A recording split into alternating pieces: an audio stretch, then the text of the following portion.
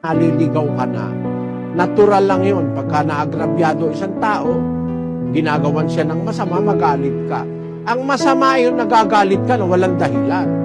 O kaya napupuot ka na walang dahilan. Bawal ni Kristo yun. Yung mapuot sa kanyang kapatid na walang kadahilanan, masama yun.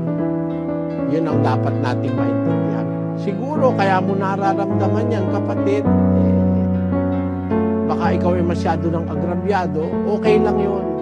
Ihingi mo lang sa Diyos ng tulong na sana wag kang makaisip na gumawa ng masama. Kasi sabi ng Diyos, wag tayong gaganti ng masama sa masama.